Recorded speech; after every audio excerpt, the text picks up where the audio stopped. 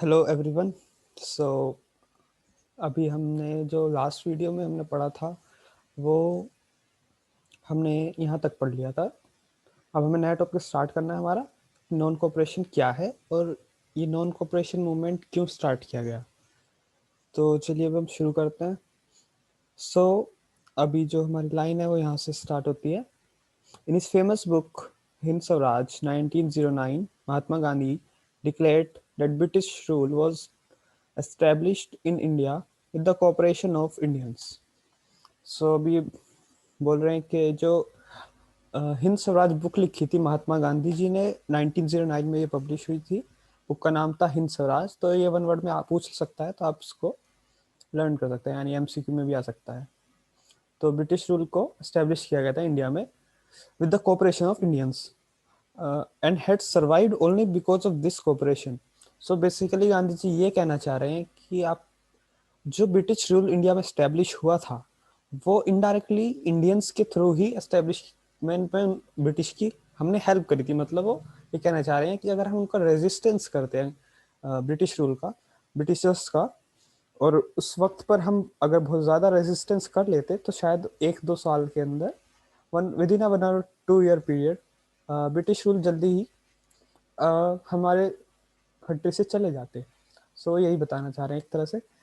तो आगे बोलते हैं Gandhi ji, if Indians refuse to cooperate British rule in India would collapse within a year and swaraj would कम।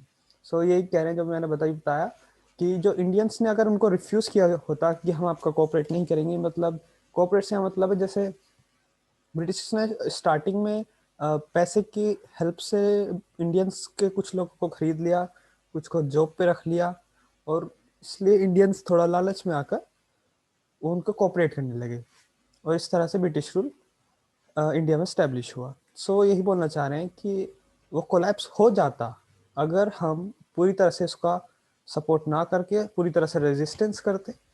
तो with in a year या जितना भी टाइम होता, मतलब बहुत कम समय में स्वराज वापस आ जाता। स्वराज मतलब एक तरह से इंडिपेंडेंस है, स्वराज मतलब इंडिपेंडेंस ही होता है। How could non cooperation become a movement. तो एक तरह से क्वेश्चन है, ये क्वेश्चन ऑब्वियसली आपका आ सकता है कहीं पर भी। सो ये पूछ रहा है कि नॉन कोऑपरेशन मूवमेंट किस तरह से बना, यानी मूवमेंट बनना बहुत बड़ी बात होती है अपने आप में। सो ये यही कह रहे हैं कि मूवमेंट कैसे बना स्वराज। तो अभी इसका आंसर पढ़ते हैं आगे। Gandhi ji proposed that the movement should unfold in stages. तो कह रहे हैं गांधी जी ने एक प्रपोजल दिया कि मूवमेंट को हम, जो ये नॉन कोऑपरेशन मूवमेंट हुआ, इसको हम स्टेजेस में अनफोल्ड करेंगे, यानी स्टेप बाय स्टेप इसको लागू करेंगे, लाएंगे। इट शुड बिगिन, बिगिन मतलब ये हमारा फर्स्ट स्टेप है, जो मतलब एक फर्स्ट स्टेज कह सकते हैं। तो गांधी जी के according it should begin with the surrender of titles that the government awarded. तो यहाँ पे वो बोल रहे हैं कि जो टाइटल्स गवर्नमेंट ने दिए हैं हमें उनको सरेंडर कर देना चाहिए, उन्हें वापस लौटा देना चाहिए, या जो जॉब्स हैं उनको वापस कर देना चाहिए कि हमको ही नहीं चाहिए। सो यही बोलना चाह रहे हैं, सरेंडर कर देना चाहिए अवार्ड्स को, टाइटल्स को, या जॉब्स भी हैं जो भी है।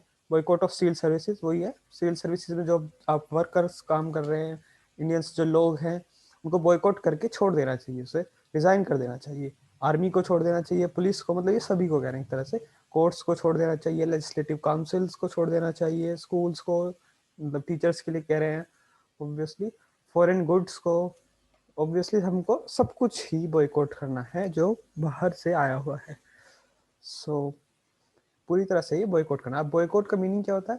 एक तरह से रिफ्यूजल होता है, refusal to deal and associate with people और पार्टिसिपेट इन एक्टिविटीज और buy and use things, usually a form of protest. Boycott क्या होता है कि किसी चीज़ के लिए मना करना, कि हम उसको बॉयकॉट कर रहे हैं, हम उसका यूज़ नहीं करेंगे, उससे रिलेटेड कोई भी चीज़ नहीं करेंगे, उसको इग्नोर करेंगे। तो यही बोल रहे हैं कि रिफ्यूजल टू डील, कि हम डील करने से रिफ्यूज़ करते हैं, आपके साथ कोई एसोसिएशन नहीं करेंगे, कोई हेल्प नहीं करेंगे, आपकी कोई बात नहीं मानेंगे, आपके लोगों के साथ, या आप किसी एक्टिविटी में पार्टिसिपेट्स नहीं करेंगे, कोई चीज़ नहीं खरीदेंगे, फॉरेन गुड्स जैसे कि कोई चीज़ यूज़ भी नहीं करेंगे, जो हम खरीदेंगे नहीं तो यूज़ भी नहीं करेंगे। तो यही कहना चाह रहे थे, ये एक तरह का प्रोटेस्ट का फॉर्म बन सकता है, usually a form of protest यहाँ लिखा हुआ है।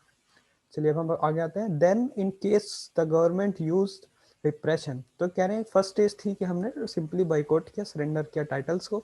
तो मेन लाइन ये आपको एक फर्स्ट पॉइंट बन के आ जाएगा अगर 3 नंबर में आता है।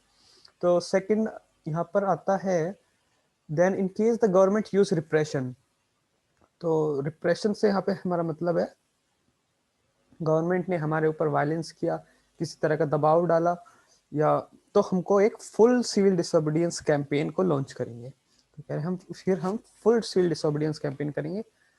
इसमें क्या होगा, हम पूरी तरह से उनको डिसोबे करेंगे, फिर हम रोड्स पर आ जाएंगे और वगैरह वगैरह करेंगे, तो हम करते ही हैं जनरली। सो मेरा मतलब है जो हम प्रोटेस्ट करते हैं, हम पब्लिकली सिविल डिसोबीडियंस करेंगे, कोई भी इनका कोई भी रूल को ओबे नहीं करेगा। पहले तो सिर्फ बॉयकॉट करने की बात कर रहे थे, लेकिन अब हम फिर डिसोबे करेंगे अगर उन्होंने रिप्रेशन हम पर यूज किया गवर्नमेंट ने।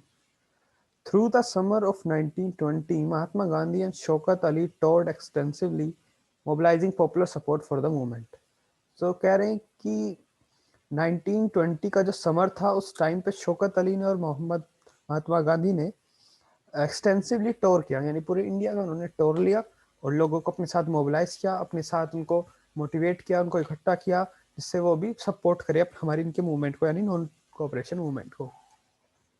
आगे आता है, many with in the Congress were however concern about the proposals. तो बहुत से जो लोग थे कांग्रेस के अंदर, कांग्रेस वो कंसर्न थे प्रपोजल्स के लिए। कंसर्न मतलब वो जो ब्रिटिश के प्रपोजल थे उनके लिए कंसर्न थे, मतलब वो बॉयकॉट करने के लिए मना कर रहे थे। वो they were reluctant to boycott the council elections scheduled for November 1920। तो 1920 में इलेक्शन होने वाले थे काउंसिल के, तो उनको वो रिलक्टेंट थे। रिलक्टेंट का मतलब होता है नॉट विलिंग, कि वो बॉयकॉट करने के लिए तैयार नहीं थे। उन्होंने साफ मना कर दिया कि हम नहीं करेंगे बॉयकॉट और हम आपके इस मूवमेंट में साथ नहीं देंगे। And they feared that the movement might lead to popular violence. तो उनको डर था कि अगर ये मूवमेंट हुआ तो इससे पॉपुलर वायलेंस होगी, गवर्नमेंट लोगों पर वायलेंस करेगी और साथ में फिर इधर से भी वायलेंस होगा, तो दोनों तरफ से वायलेंस होगा और कुछ नहीं होगा, उनको डर था बस। In the months between September and December, there was an intense tussle within the Congress. तो जो मंथ्स थे सितंबर एंड दिसंबर, वहां पर ही बहुत ज्यादा इंटेंस टसल था कांग्रेस के अंदर, यानी कांग्रेस पार्टी थी उसके अपने अंदर ही बहुत ज्यादा लड़ाई चल रही थी आपस में मेंबर्स में। कुछ लोग कह रहे थे हम सपोर्ट करेंगे, कुछ सपोर्ट करने के बिल्कुल अगेंस्ट थे। For a while there seemed no meeting point between the supporters and the opponents of the movement. So मतलब एक टाइम ऐसा आया जब बिल्कुल भी कोई भी कॉमन पॉइंट नहीं आया सपोर्टर्स और अपोनेंट्स के बीच में, जो मूवमेंट के थे कांग्रेस के अंदर, कि वो किसी बात पर सहमति जता सके, किसी बात से एक दूसरे के साथ सहमत हो सके, ऐसा कोई पॉइंट नहीं आया। Finally at the Congress session at Nagpur in December 1920, so finally क्या हुआ, जो कांग्रेस का सेशन था नागपुर में 1920 के दिसंबर में कांग्रेस का सेशन हुआ था। वहाँ पर एक compromise was worked out and the non cooperation programme was adopted. और वहाँ पर एक तरह से आपस में इन्होंने बातचीत करके किसी तरह से एक प्रॉमिस कर लिया और ये वर्कड आउट हुआ। इससे क्या हुआ, इसका रिजल्ट ये निकल के आया कि नॉन कोऑपरेशन मूवमेंट को अडॉप्ट कर लिया गया और ये अब पूरी तरह से सपोर्ट करने लगी इसका। How did the movement unfold, तो ये एक नेक्स्ट एक तरह से क्वेश्चन बन के आ गया है कि हमारा कि किस तरह से मूवमेंट को अनफोल्ड कैसे हुआ। तो ये आपका इंपॉर्टेंट क्वेश्चन बन के आ गया, तो ये भी एक क्वेश्चन बिल्कुल आ सकता है। सो चलिए देखते हैं। And who participated in, obviously तो ये भी इसी का पार्ट है कि और किसने इसमें पार्टिसिपेट किया, मतलब मूवमेंट किस तरह से लागू हुआ, किस तरह से अनफोल्ड हुआ। तो ये पूरा क्वेश्चन बन गया।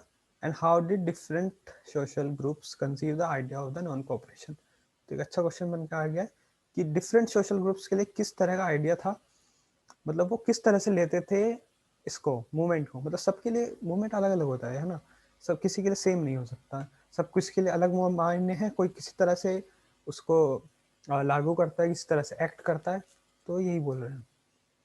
तो अभी ये पिक्चर हम देख लेते हैं। सो इस पिक्चर में कुछ नहीं है, सो इस पिक्चर में बस इतना ही है, the boycott of foreign cloth जुलाई 1920। तो बताएं कि फॉरेन क्लॉथ को बाइकआउट करके दिखा रहे थे किस तरह से 1922 में। तो एक प्रोटेस्ट और रैली चल रही थी, वही बता रहे हैं कि चरखा से बनाएंगे, यानी इंडियन सेल्फ मेड हम कपड़ों का यूज करेंगे और हम बॉयकॉट करेंगे फॉरेन क्लॉथ्स, फॉरेन की जो चीज होंगी उनको। Foreign cloth was seen as the symbol of western economic and cultural domination. यही बोल रहे हैं कि फॉरेन का जो क्लॉथ्स होते थे ऑब्वियसली उसको एक वेस्टर्न इकोनॉमिक और कल्चर डोमिनेशन का इफेक्ट डालते थे, और तो इसलिए हम बॉयकॉट करेंगे, और ऑब्वियसली नॉन कोऑपरेशन चल रहा था तो उनको अपोज तो करना ही था। चलिए, तो अभी हम पढ़ने वाले हैं differing stands with in the movement.